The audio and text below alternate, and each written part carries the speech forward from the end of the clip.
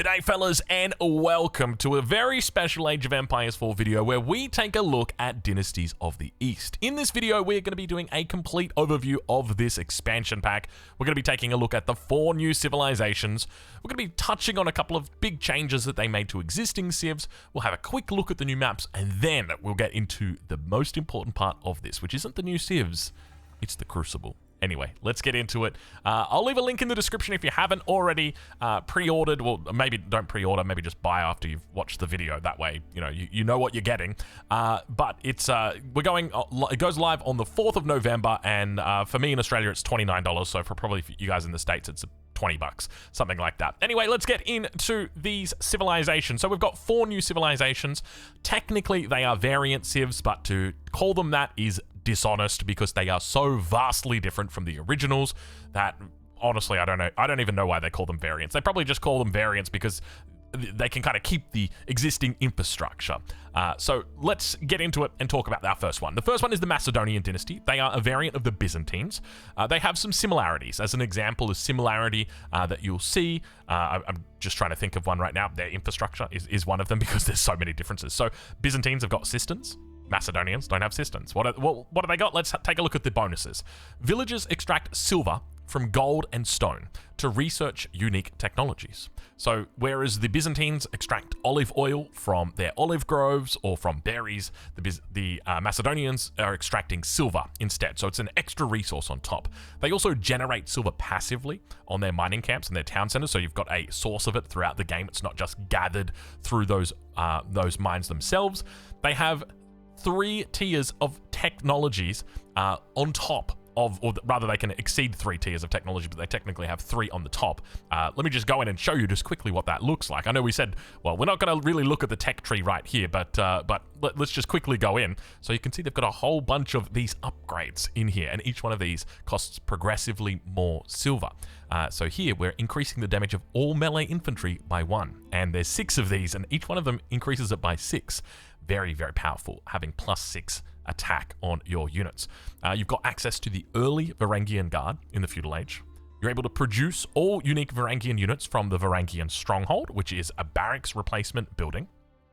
So that means that you can produce all of your Varangian units just to go through them. So you've got their unique archer, the Bogmoa, the Radari, which is like their unique knight, the Varangian Guard, and their unique spearman, the Atgimor.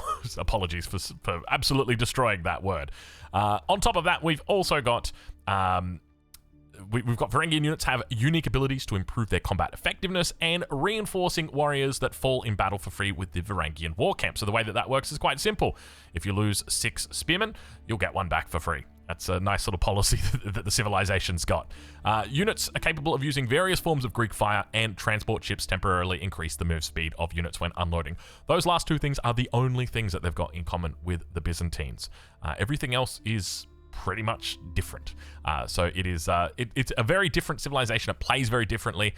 You're largely focused on trying to gather up silver and get ahead with regard to your upgrades. It's a really key component.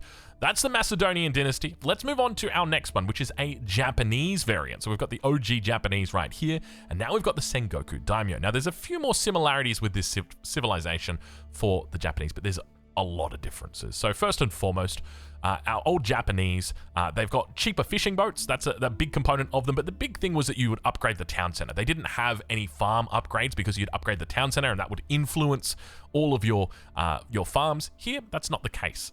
We've got something completely unique to this civilization. And it's a little bit difficult. It's a little bit complicated, which is why they've got the difficulty rating of 3. So first and foremost, you've got Daimyo estates, which can be dedicated to a specific clan. So let's say you wanted to focus on cavalry, then you can really look to hone in and bring those cavalry units online through your Daimyo estates. If you want to focus on ranged units, you could do that as well, or melee infantry. However, they are mutually exclusive. You can only have 2 of them. And out of those 2 that you pick, you can level each of them up. You can only level 1 of them to the max level. So there's different bonuses that are associated with these Daimyo estates. You've got the farmhouse, the exact same as the Japanese have got. So their farm or their house is also a mill where they can drop things off or drop off food. Then their unique market. They've got a unique market called the Matsuri. It is unique to them. That unique market can create a unique unit called the Yatai.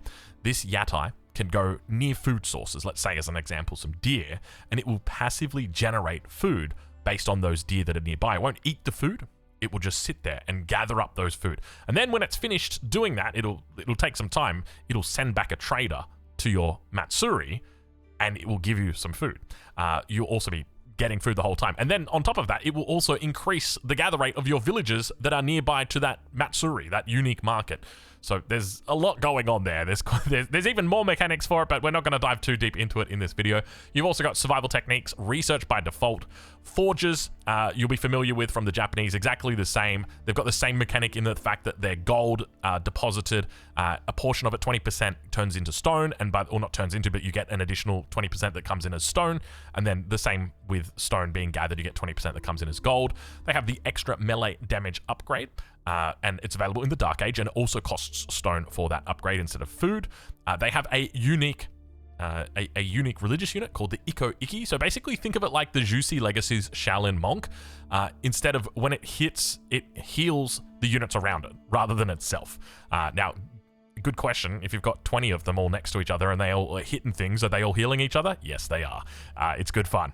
They've got the castle that's available in the 4th Age and fishing boats that are cheaper. And the big one, the big ticket item, the location of all deer and boar are revealed on the map at the beginning of the game. Very, very nice. This is a civilization that is difficult to play.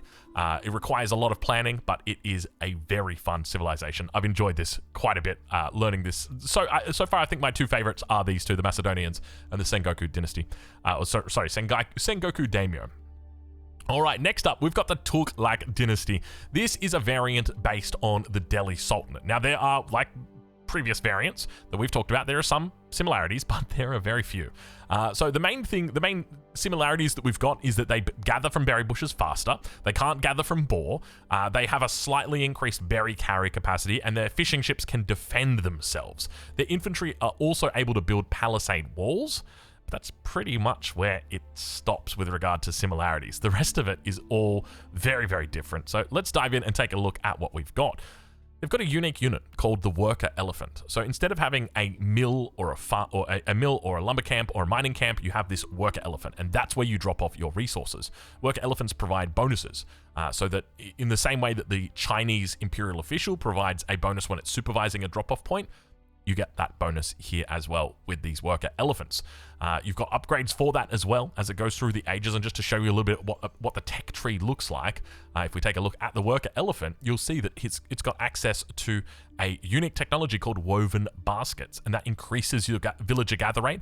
Keep in mind that because you don't have those mining camps, you don't have those lumber camps, you're not able to get those upgrades in. So all of those upgrades are located in the Worker Elephant. And there's quite a bit of unique stuff to this civilization. On top of that, they move freely. Obviously, they can move around, and it's very easy to keep track of them. Interestingly, their technology. So the Delhi Sultanate, their technology is free, but it takes a really long time for you to research it. Of course, you can bring that down if you've got scholars. But here, with the Tuklac dynasty, your research is more expensive, but it's almost instant.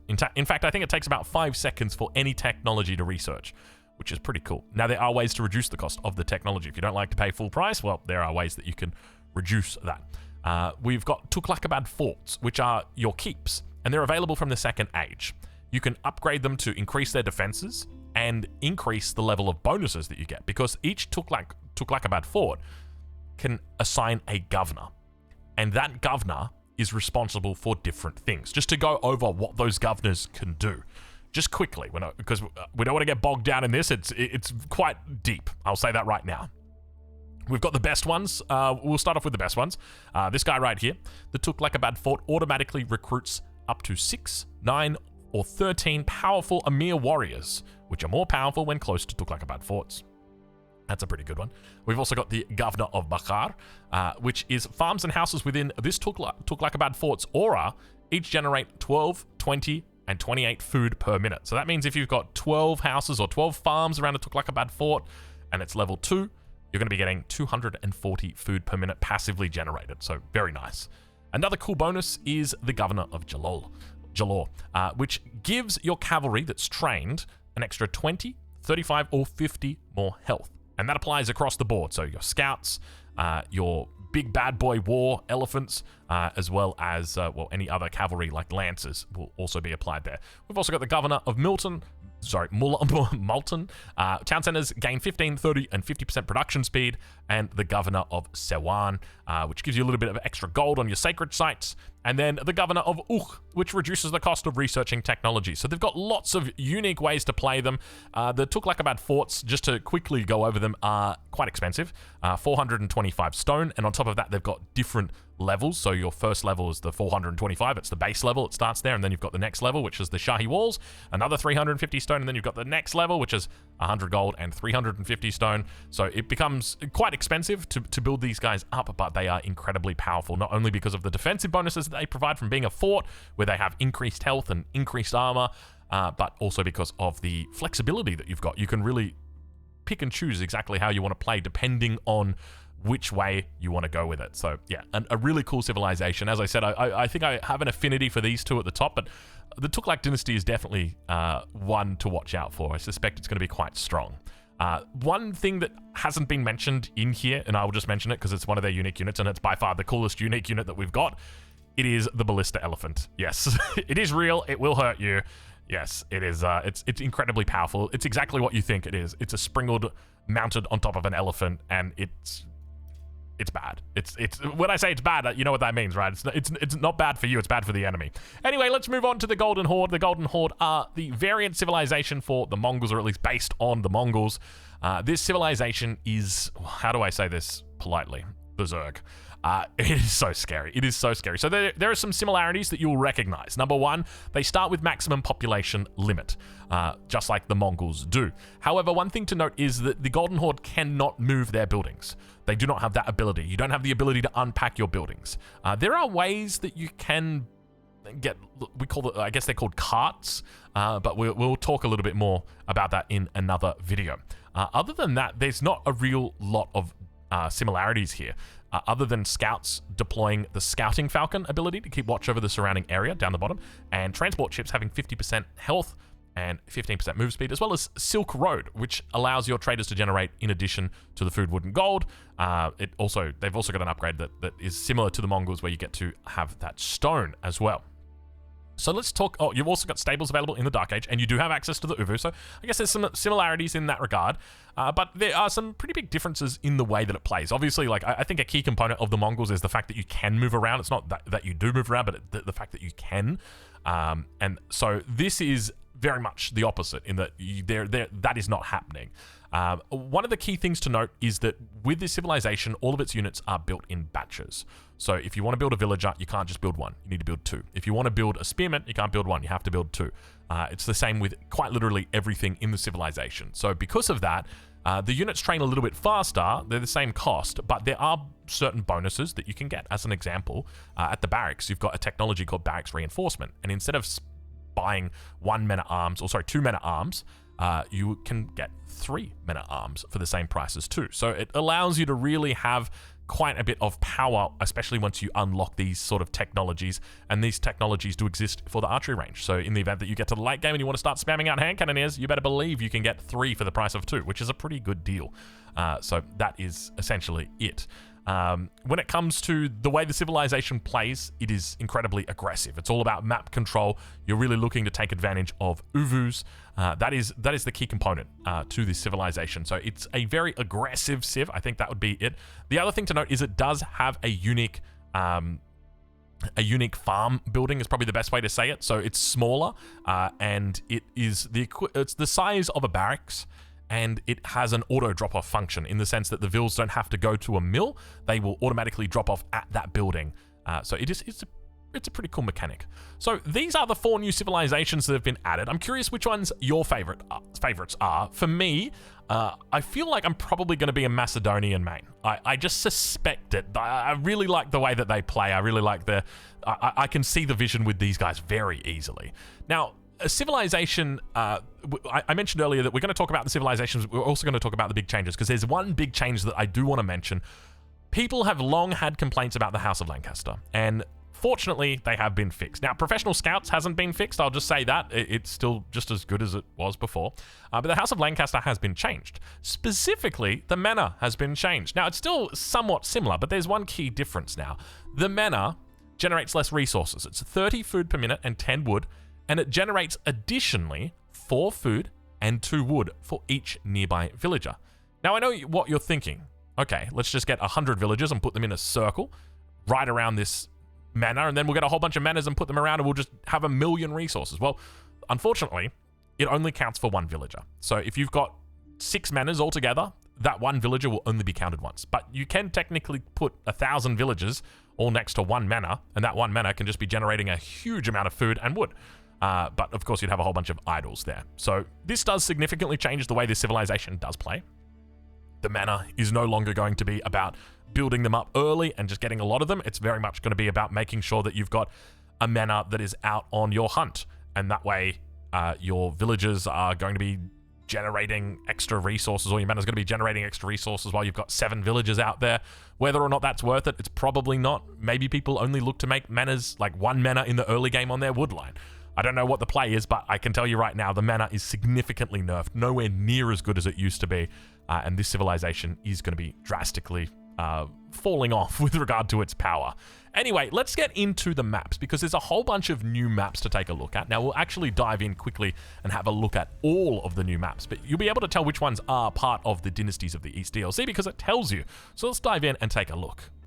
This map is called Canyon. As you can see, you start quite close to the enemy town center. Probably a trebuchet's distance away is a good way to say it. It feels eerily familiar. Towards the north, we've got a wood line that's blocking off access to the enemy base, but there are other ways to cross through here. So this is the Canyon map. This map is called Cliff Sanity, and I'm sure you can imagine exactly why that is. There's a whole bunch of cliffs on this map, and interestingly, a whole bunch of resource caches. So very cool to see the addition of these into this game mode. I don't know whether or not this will be a serious contender for the ranked map pool, but nonetheless, a pretty cool map for us nonetheless. This map is called Craters, and there's something quite interesting about this map. It's got meteorites on it, and these meteorites are very powerful because you can gather them rapidly. So I suspect we're probably not going to see this map a whole lot in competitive either. Who knows? Maybe we do. But it's got some pretty cool ideas. And look, if they test them out, I would definitely be open to seeing this map coming in, because it all just really comes down to the control of the meteorite, doesn't it? Anyway, let's take a look at the next map and see exactly what we've got. This map is called Dungeon, and that is because, well, it is like a dungeon. Now, initially people might look at that and go, okay, this is a bit of a weird map, but there is a part of me, and I'm sure there's a part of you that goes, oh yeah, this map will take you back. I remember playing Total Annihilation. There was a map called The Pass. It was almost exactly the same as this. The same sort of concept, just restricting movement with all of these big mountains that were impassable. I love it.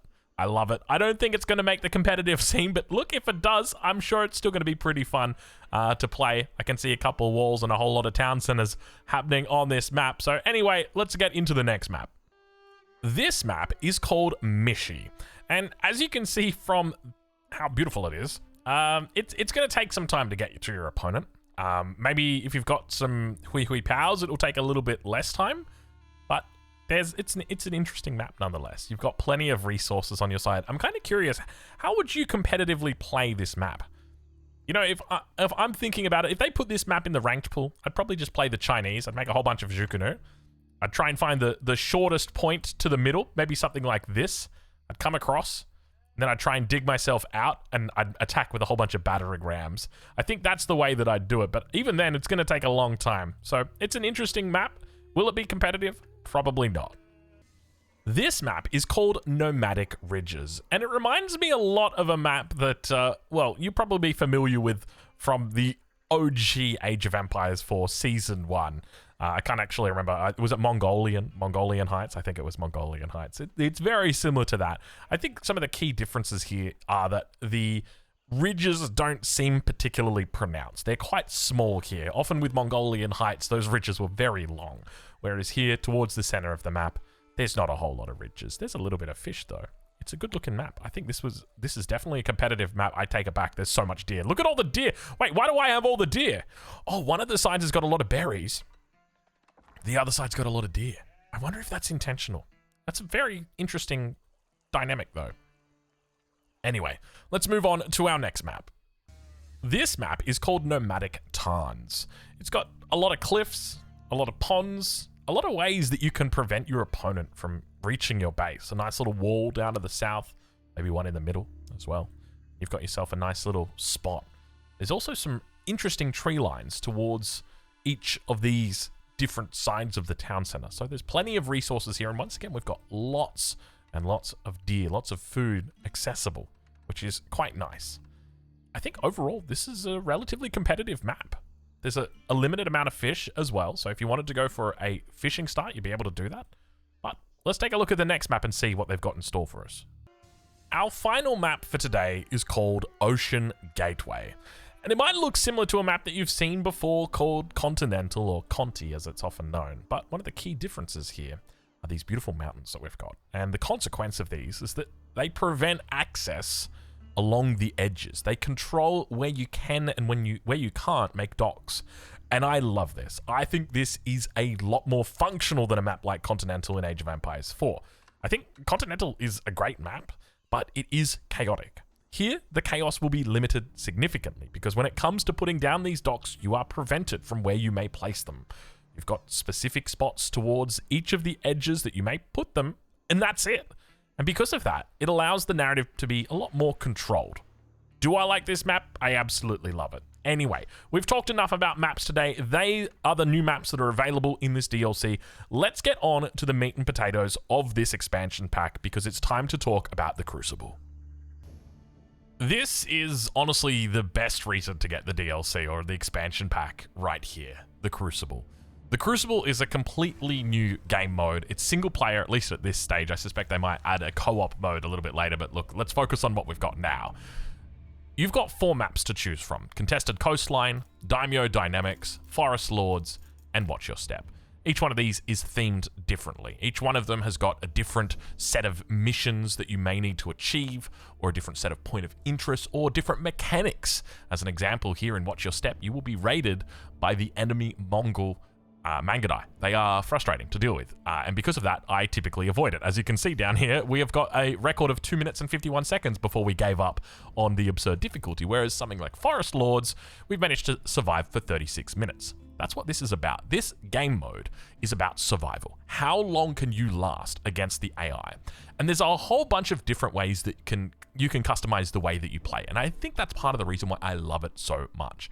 Not to mention the fact that the challenge is just incredible. So let's talk about it. First and foremost, there's lots of different difficulties you can choose from. They've got it set at lots of different levels. So here is an example. We've got it set to the hardest difficulty, but we can make it harder than that. We can't actually because we haven't unlocked it yet. But once you gain a gold medal, you're able to change the mode from whatever this is, the normal mode, and turn on Conqueror mode. And Conqueror mode basically makes things even harder for you. Now, I don't think many people are going to be attempting that. I know, as a matter of fact, I'm having enough trouble with just keeping it on absurd. I don't need Conqueror mode as well, but it's something to keep in mind. Maybe once we start understanding and learning it a little bit more. On top of that, we've got medals that you'll be able to earn, and each medal is displayed here for this specific map. So this is Forest Lord, so you can see I've got the medals that I'm working towards.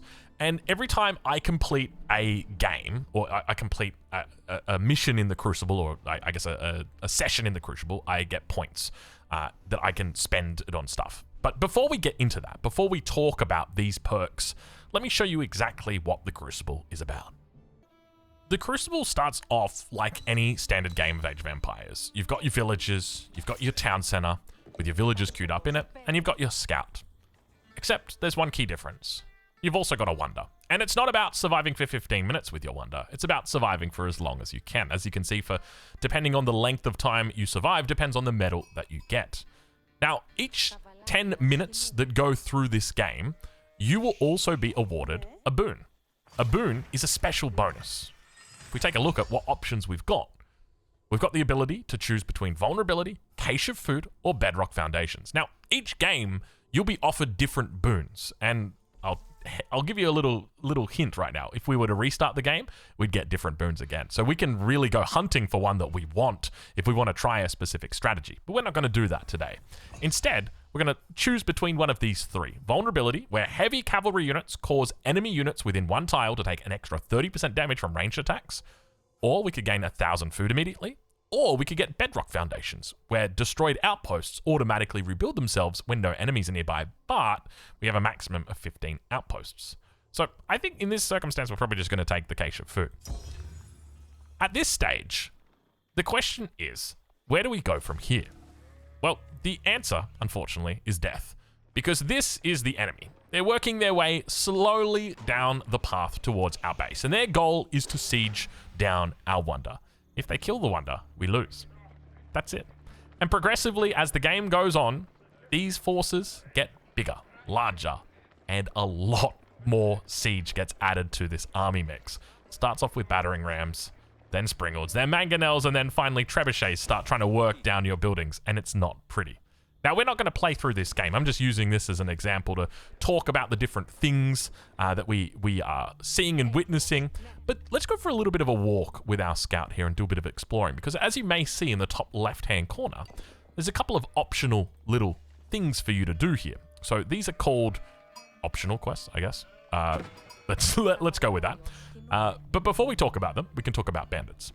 Bandits are an annoying third party. I don't think they are on every map. I think they just might be on this map specifically. And they will come and harass your villagers. And if you're not paying attention, they will steal your villages. It can be frustrating. And if we continue working our way down, you'll see that we've got a big meteorite that's right here. And our goal is to harvest the meteorite. So if we kill these enemy units, and then we come and bring some villagers here, we harvest this, we're going to get a special bonus that will help us hopefully win the game. On top of that, in the north of the map, we've got a mercenary headquarters. So if we were to kill all of these units, we would then capture this mercenary headquarters. Once captured, we could choose to gain a group of elite Gulam or Streltsy. And this is an incredibly powerful bonus because, to be honest, archers and early men-at-arms aren't particularly powerful. So if you can manage to find a way to get units up here and take this out, it can be a huge amount of advantage you can gain. So it is very much in your interest to try and do that. But further to that, there are other little points of interest that spawn around the map. Now, another thing to note is that while the map itself doesn't change, the bonuses and the things that you see are procedurally generated, or I guess randomized, so you won't always have the meteorite. You won't always have the meteorite in this spot. It might spawn over here. Could spawn over here. Sometimes we see it like that. And sometimes you've got like, this is an enemy position right here. There's a besieged camp. If we were to come in and attack and kill all these men-at-arms, we would then gain all of these units, including a spearman champion who offers us an increase of 4 damage to nearby light infantry units. That's pretty good.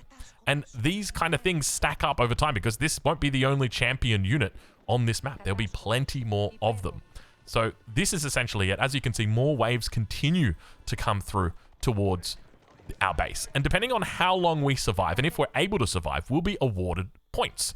As I mentioned before, that this is sort of like the feedback loop when it comes to this, because at the moment, I am grinding quite a bit of this game mode. I would estimate I've probably played about 30 hours at this point.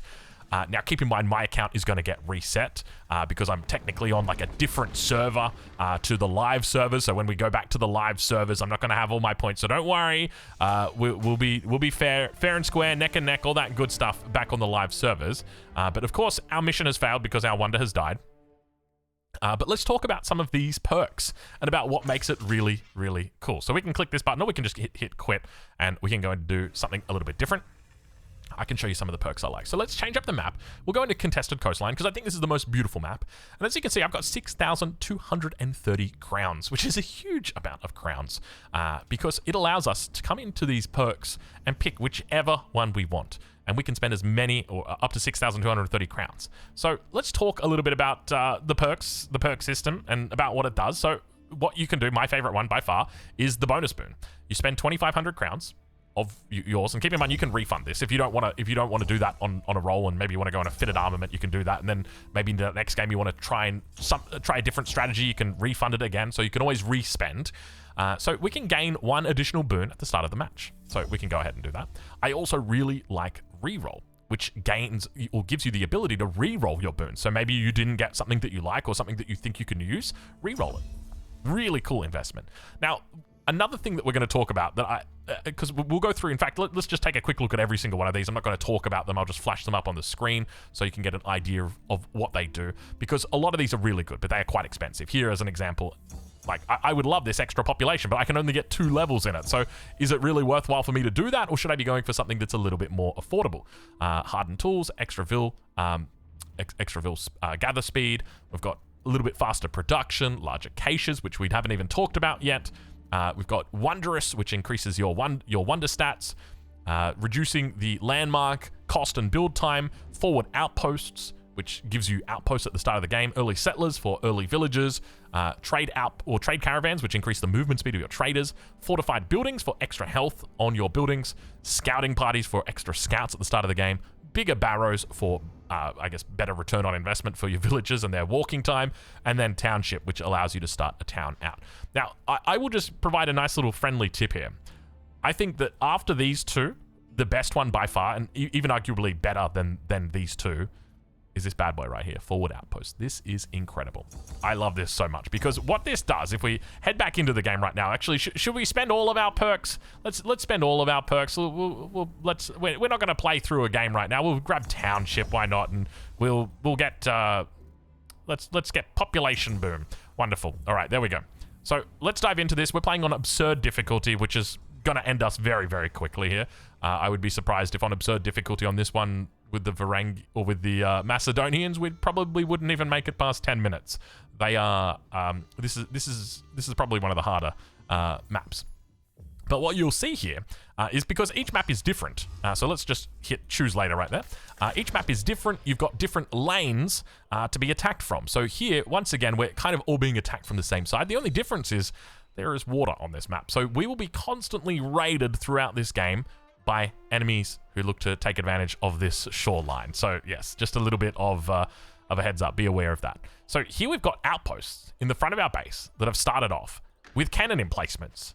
And if we think about the troops that are going to be coming in shortly, either we need to build units to defend our wonder, or we need to find a way to deal with them another way. And this is a great way that you can, it allows you to buy a lot of time in the early game.